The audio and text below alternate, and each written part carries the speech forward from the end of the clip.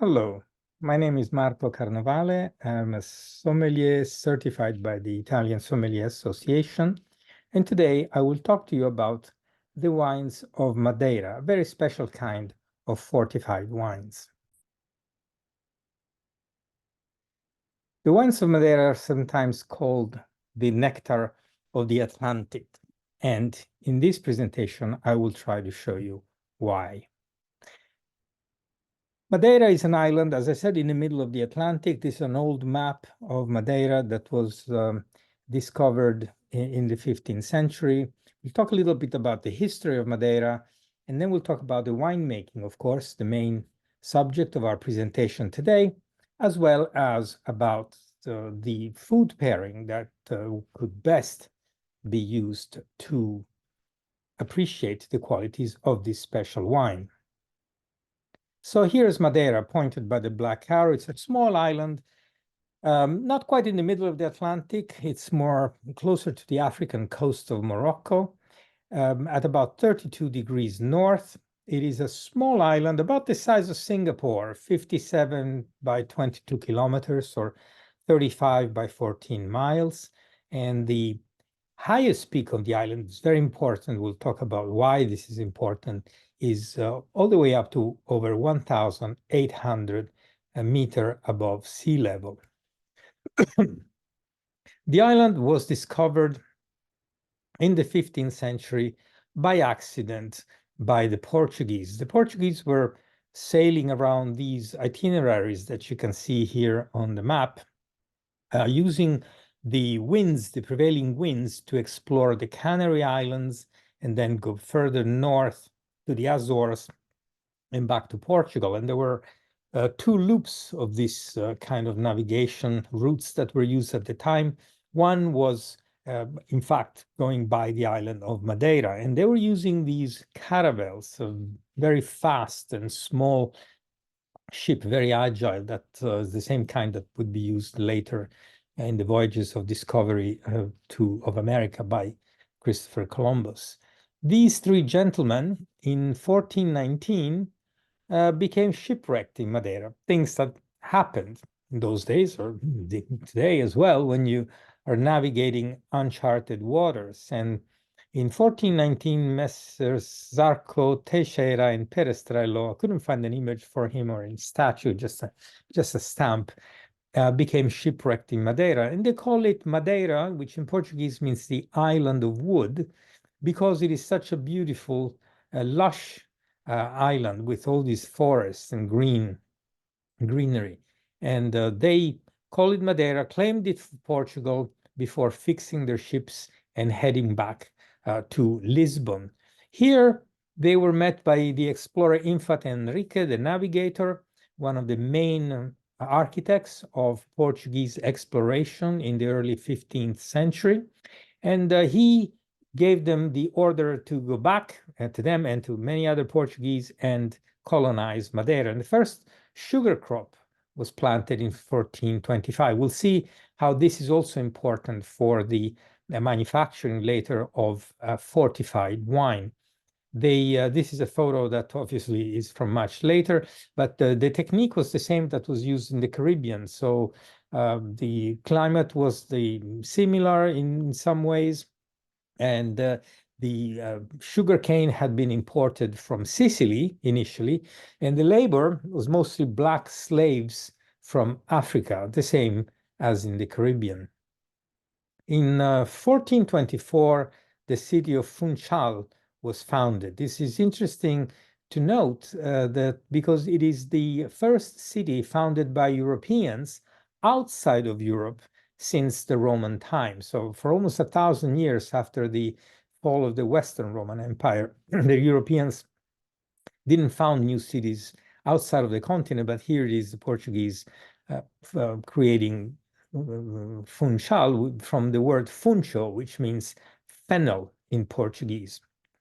So we have the fennel, we have the sugarcane, and in 1455, Malmsey grapes are taken to Madeira from Candia, today's Crete, by a Venetian trader, a certain Melvise Cadamosto. Calvise Cadamosto, and he, of course, Venice ruled Crete at the time, and Enrique the navigator said, why don't you bring some grapes over here and we can try and make some wine. So the economy of Madeira develops around agriculture, fennel, then the sugarcane, and now grapes. And the first wine is made around this time. Later on in the 15th century, Columbus spent time in Madeira, and in fact, he married a lady from Madeira, Felipa Moniz Perestrello, the daughter of one of the three gentlemen who got shipwrecked, you remember, in 1419. And they had a son born in Madeira, Diego Columbus, born in 1480. This is a few years before, of course, the famous trip that Columbus undertook under the Spanish flag this time to the Americas. So Madeira is now colonized firmly, and they start making wine. And they realized that when they were exporting this wine to other Portuguese colonies, the wines improved with exposure to travel and to heat. You see here the routes of the Portuguese traders going from Lisbon to Madeira, Cape Verde, and then all the way south around the Cape of Good Hope, all the way to the Indian colonies of Goa and Cochin in southern India. Some of this wine actually would do the trip twice, because they would bring it from Madeira to India, and then it didn't sell it, and they would bring it back to Madeira. And they found out that unlike most other wines that somehow got spoiled by heat, this wine was improved. And so they started actually doing this on purpose. It was a little bit of a mystery at the time, but we'll see later on how that is actually explained chemically with the controlled oxidation of wine.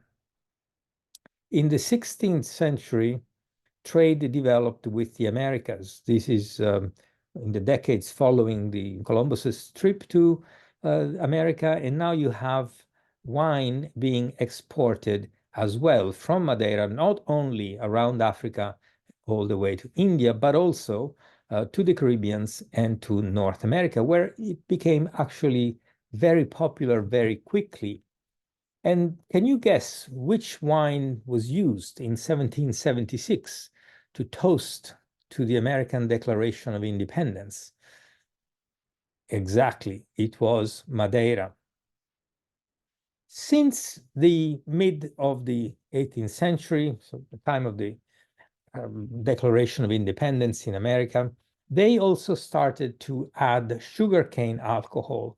Remember, sugarcane was the first agricultural enterprise that started in Madeira back after the discovery in the 15th century, the first crops, and now they produced alcohol, but instead of making rum like in the Caribbeans, they made alcohol to fortify the Madeira wine, and they found out that together with the effect of heat, this produced a remarkable result in terms of quality, and Madeira really took off. By this time, they were not using slaves anymore, but they were using labor. And again, the United States was a major market. The Madeira bottles were used to christen ships. Today, we're mostly used to champagne being used to christen ships. But at the time, Madeira was very popular. And here it is, the USS Constitution in 1797 was christened by Captain James Server of the US Navy using Madeira wine. The other country where Madeira was very popular was Russia. Imperial Russia in the 18th century loved Madeira, at least those who could afford it. The, of course, royal family and the nobility and the landed gentry. So all things were good. Portugal was exporting a lot of this wine to two major markets, but things didn't go well for too long, and the 19th century began under less auspicious notes with Napoleonic Wars that made it much more difficult to trade, and secondly, with the American Civil War, the 1860s, that of course preoccupied the Americans more than their pursuit of good wines. So exports to the United States collapsed. And finally, the Suez Canal was opened, which is obviously a good thing for trade. But on the other hand, it cut off Madeira from the main trade routes, which used to go all the way around Africa, as you can see in this map. And now all of a sudden, most of the trade between Europe and the Indian Ocean is going through the Suez Canal, and the Madeira is no longer there. So it is not as easy as before to pick it up and ship it to various markets around the world. This is an early image of the Suez Canal with ships going through. To make life even more difficult for poor Madeirans was the appearance of some pests that came from America, particularly oidium, the powdery mildew, and phylloxera that, much like in most of the rest of Europe, destroyed many vines irreparably. Took a long time to recover, and therefore production collapsed toward the end of the 19th century. We come to the 20th century, and again, something that was good in itself was not so good for Madeira. So fast steamships were developed, and they replaced the old sail ships, the tall ships that were, and the caravels that were crossing the Atlantic, taking wines. This reduced the need for fortification. Remember, fortification was used in part because it produces a more stable wine. And a fortified wine can last a lot longer and doesn't fear transportation over long distances. Fast ships, of course, reduce the need for that. To make matters worse, you had World War I and World War II, with the obvious fighting taking place that imperiled the trade in the Atlantic, and therefore shipping Madeira became much more dangerous and costly. To make matters even worse, remember, in addition to North America, the other main market for Madeira was Russia. But of course, you had the October Revolution in 1917, and the market that was over 750,000 liters per year, which is a large amount for Madeira, 750,000 liters, that used to be soaked up by the Russian imperial court and the nobility, all of a sudden collapsed from one day to the next, because the communist revolutionaries, Lenin and Stalin, they had other priorities in mind than buying Portuguese wine. And so all of a sudden, this market was closed off. Then came American prohibition. And this is a photo of wine being thrown down the sewage when, of course, the importation, the sale, and consumption of alcohol was prohibited in the United States and in Canada as well. Remember, there was prohibition in Canada as well. And so despite the fact that people hoarded and stashed away some bottles that they could get a hold of, there was, of course, a flourishing black market. But the economics of selling Madeira to the now main market, the United States, became prohibitive for many years as well. So Madeira is in crisis, and the only way that it was used now in many parts of the world was for cooking. And as we will see later on, you can use very profitably Madeira for cooking. It does produce very tasty sauces, but on the other hand, the qualities of the wine as such were neglected. This lasted until roughly the end of the 20th century. Portugal joined the European Union, that time the European Community in the 80s. And the Common Agricultural Policy provided, number one, money, so subsidies for agriculture, including for wine production. And number two, it imposed a set of rules to improve quality over quantity. So the producers, in order to receive the money from the EU, they had to follow certain rules and parameters and respect certain standards that they were not used to do before. And this again brought Madeira literally back on the table of many people around Europe and the world. So we talked about the history of Madeira. Let's talk a little bit about the winemaking and aging. This is the island of Madeira, subtropical climate.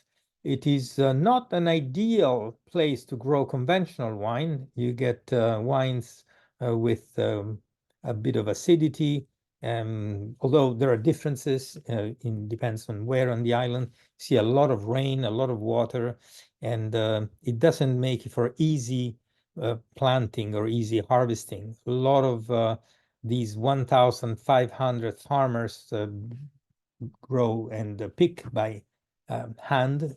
The terrain is very steep and it is virtually impossible to use any kind of machinery. Note 1,500 farmers. That's a lot of farmers for a small area like Madeira. There's many, many small producers, and we'll see how that plays out in the making on the wine. Harvest by hand, as I said, it is very difficult to operate in estates like these you can see in the red circle there on cliffs and steep slopes. Very difficult. One aspect that makes it relatively easier for them is that Madeira has a lot of water. There's a lot of water, a lot of rain. There is, in fact, a lot of snow on the top of these mountains. Remember, Madeira is over 1,800 meters high in terms of the highest peaks.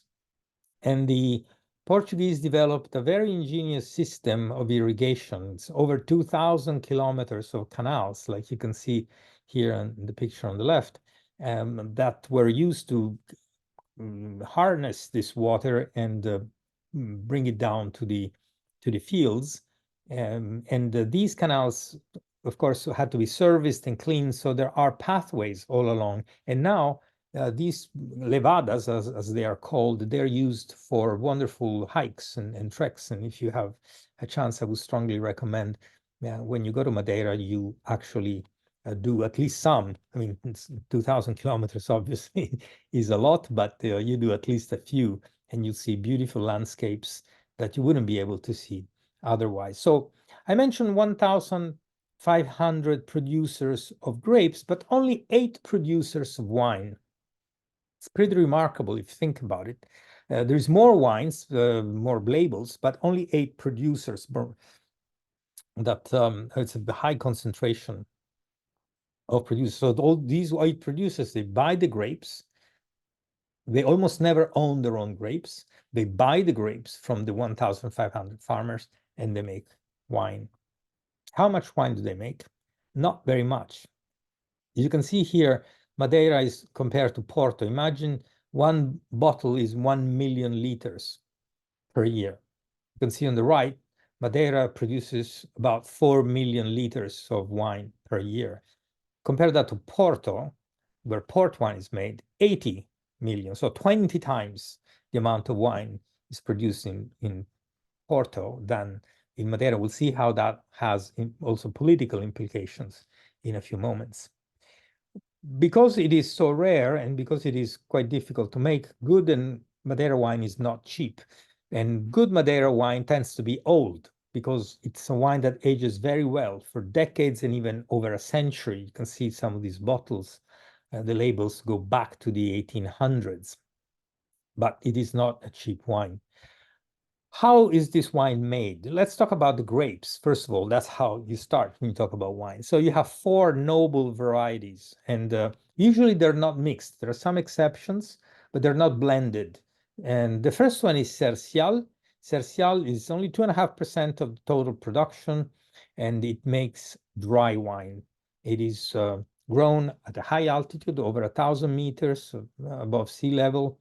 And because of that, it gets more freshness and therefore drier wines. Number 2 is Verdelho. Verdelho is semi-dry, also 2.5% of production roughly. So we're talking about a small, very niche segment of the market. This is a bit lower, 500 meters above sea level, a bit so less freshness, less acidity, and and then you have a semi-dry wine. The third is Bual, another grape that is very typical of Madeira. You don't find it in many other places. This produces semi-sweet wines, and it produces about 5% of the total production, and this is by the sea. So you get more warmth and a warmer, less acidic, and less dry wine. And finally, the sweetest of all is Malmsey. Remember, this is the original grape that was imported to Madeira by Alvise Cadamosto back in the 15th century. This is basically what they call Malvasia in many parts of the world. This is also 5% of production, and also by the sea. You have to remember that all these, so is only about 15. We talked about 2.5, 2.5, 5, 5%. All of these four noble varieties make up only 15% of the total wine production in Madeira. And a lot of that is lost to the angel's share. These wines are aged in wooden vats, which are never completely airtight. And as you can see, for example, in this barrel Malvasia of Malmsey, 700 liters, that was the original capacity, after some time became 590 because evaporation, the angel's share, took away a considerable amount, 110 liters in this particular case. Of course, they fill it up again, but still the oxidation goes on, and this is part of the reason why Madeira has such a special flavor. So 15% of the wine is made of the noble varieties. How about the rest? 85% is Tinta Negra Mole. Tinta Negra Mole is the only red grape, by the way. The previous four I mentioned are all white. Tinta Negra means black. Mole is 85% by the sea, and it's the only red grape, and it is used to make all kinds of styles, semi-sweet, dry, depends on how it is processed. And while it is common knowledge that Tinta Negra is sort of the cheap Madeira, in fact, that has changed recently, and you can find it was considered cheap, so that not even the name Tinta Negra would appear on the labels. Now it is changing, and you can find the name Tinta Negra on the label, and the quality has gone up as well. So Tinta Negra is actually becoming a fifth noble grape, if you would like, although it is so much more common than the other ones. There is a brief mention to be made about a couple of very rare or almost extinct varieties, Terrantes and Bastardo, one white, one red. Very rare, very good. If you get a hold of a bottle, buy it, because they're not going to be around for long. They're still producing some, but they're very difficult grapes to grow, and therefore they may not last very, very long. Let's talk about, yeah, I mentioned how they don't blend grapes in Madeira, so usually it's a single variety. There is an exception, a wine called Rainwater, made in Madeira, which is obtained by blending Verdelho and Tinta Negra. It's a semi-sweet. I tried to find the origin of the name. All the sources I could get a hold of, they say it's a mystery. So it is a mystery for us as well. It's called Rainwater. It's quite popular in the US. Organic production is quite difficult in Madeira because of the extreme levels of humidity. It is very difficult to produce in an organic way. So fortification, Madeira, we said, is a fortified wine, and that means when you have a wine, normal wine that's fermenting grapes, then you add alcohol. And what kind of alcohol you add? Originally, it was the one you obtained from the sugar canes, as I mentioned earlier, the first cultivations of the island. Then they used brandy, French brandy mostly, for a long time. These days, the producers that I talk to mostly just buy neutral grain spirits from France or from Italy. They bring it over to Madeira and they use it to fortify their wines. So how does this happen? You don't have to remember everything about this table, but basically, if you go from top to bottom, you see Cercial, Verdelho, Boal, Malmsey, so from dry to sweet. And you can see that the length of the fermentation goes from 5 to 6 days to produce a dry wine. So basically, all the sugar in the must is fermented and becomes alcohol. So you have a dry wine, no sugar left, dry. Or you can have a very short fermentation, only a few hours, less than a day, and then most of the sugar in the must remains sugar. Only some alcohol is produced, but a lot of sugar, residual sugar, you see, is very high. And therefore, the level of fortification that is required is higher. In the first case, Cercial, most of the alcohol is from the fermentation of the grape itself. When you have a sweet wine where the sugar does not ferment in large amounts, then you add more alcohol to achieve the result that all Madeiras have in mind and the sort of target for all the producers, that is 19% alcohol by volume. How is the Madeira then aged? It is basically in two different ways. One is in the canteiros. Canteiros is, it means these wooden beams, basically is where you keep the barrels that many of the winemakers make themselves, like in this case, Enrique and Enrique make their own barrels, and then they age them over these wooden beams, the canteiros, and they move them during the process of fermentation and aging to achieve a different result. The heat of the room where they're kept, of course, is meant to simulate the heat that the wines were exposed to, you remember, during the Portuguese explorations, when the wines barrels were held in the holds of ships, and they were taken around the world to India, to America, and so on. And you remember how at the beginning people were surprised to see that upon return, these wines had actually improved. So that's the expensive way, and the best wines are produced this way. On the other hand, it is very expensive and it requires a lot of work. So a lot of wines are also now produced in what they call estufagem. They started back in the 1790s, but basically this is a controlled way of exposing the wine to heat. So you put them in these steel vats, and you have a chamber around the vats that will hold warm water or hot water. These days, the standard is the water will be about 50 degrees, and the wines are kept in there for 90 days. So you have a very predictable, very controlled method to produce consistent results year after year. Stufage means stewing. So you're basically stewing your wine in these estufagem, in these steel vats. When it's all said and done, the aging continues in wooden casks, and it can go on for many decades. And in fact, it can go on well over a century. Mentioned the angel's share before, how some of this wine inevitably is lost to evaporation during these very long decades and centuries of wait. The wine of Madeira is stored vertically, unlike all the other wines in the world where you can see the bottles stored horizontally.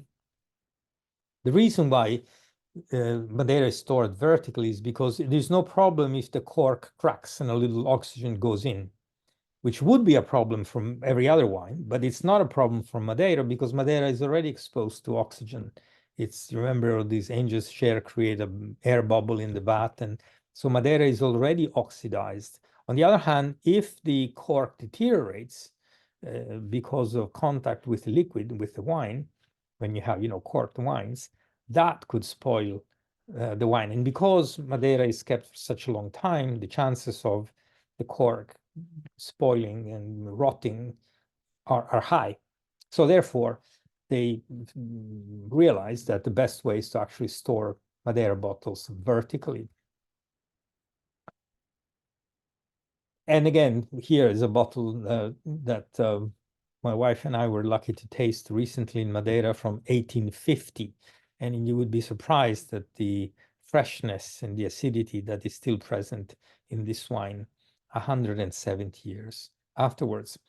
Sometimes, in order to continue the process of evolution of the wine, the aging continues in vats. It is not bottled. The wine is not bottled before it is sold.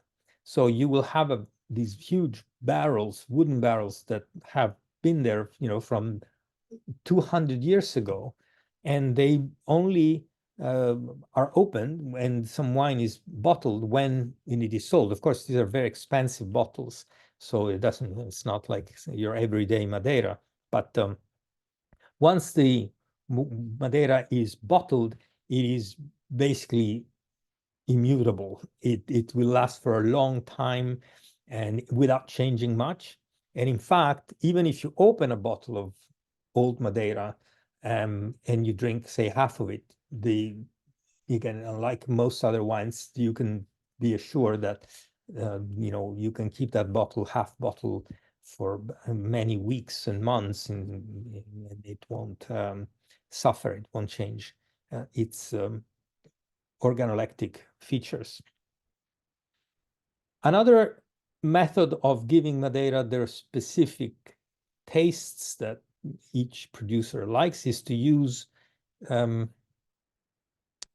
Sauterne and cognac barrels. So Madeira producers will buy barrels that's been used for cognac and so on, that so still has some residual wines and liquors from these producers, and age Madeira in there. So some of the flavor of the cognac goes in there. And at the same time, Madeira casks are sold or sometimes loaned to whiskey producers in Scotland, who then age their whiskey in wine casks where Madeira had been aged. And so the whiskey this time takes the flavor of the Madeira. So it goes both ways. Madeira wine in whiskey and cognac vats, and vice versa. So now we know everything about Madeira. Why don't we go and buy some wine? Okay, how do we choose your Madeira? First of all, a general rule is the older the better. Also, usually this means the older the more expensive, but such is life. You pay what you get for, you get what you pay for. And remember, when you see the finest Madeira on a label, that's very tricky. It's these mischievous producers that try to trick the clients. The finest Madeira is actually the worst. It's the cheapest. It's not necessarily bad, but it's the least fine of all the categories of Madeira, and I wouldn't recommend you buy that. You may use it for cooking, or maybe for some very simple tasting of people who maybe are not so interested. But otherwise, try to go for the reservas, beginning with 5 years. You can see the wines that age the least are the ones made with Tinta Negra, so the most common variety, and they're processed in the estufagem, in the metal vats, the cheapest, the stewing system. And then you go down, Reserva 10 years, 15 years, with the noble varieties in Cantero, so in the wooden barrels. A Colheita is a single year, and it is minimum 85% from that single year, aged 5 to 19 years. So it's a vintage, if you want. And the Frasqueira, what used to be called vintage, is at least 20 years plus 2 in bottle. The reason why the Madeirans don't use the word vintage anymore is what I mentioned earlier. Remember, port makes 20 times the amount of wine, and therefore it has a much bigger lobbying power in Lisbon. And somehow they persuaded the legislators in Portugal that only port wine can use the word vintage, and Madeira is confined to using the word fresqueira, but it's the same thing. You may still find some very old bottles of Madeira, which are labeled as vintage, but not many. So if we go back to the last part of our presentation, and you have food pairing. Most of us drink wine with food, don't we? Although Madeira, you can very well drink without food, and I recommend that you try that. But you can also have it with food. I would say try different pairings, see what you like. These are just some ideas, stuff I tried and I liked, but doesn't mean it's the best. It's certainly not the only way of doing it. So dry Madeiras, I would go with smoked salmon and almonds. Smoked salmon is fatty, contrast with the dryness of the cercial. With the semi-dry, I would use ham, raw ham, iberico, prosciutto, doesn't matter much, and also soft cheeses. I think they go very well. Milk chocolate goes well with the boal, semi-sweet, I think, as well as medium hard cheeses. Emmental, Comte, again, you can try.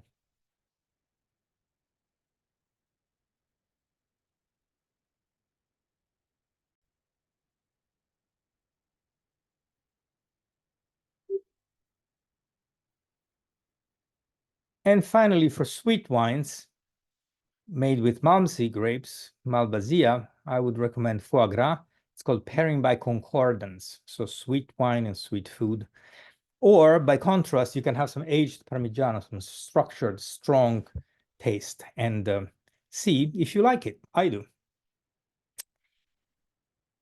One final word about the export markets. I used to, as I said, they used to be mostly the US and Russia back in the old days of Madeira.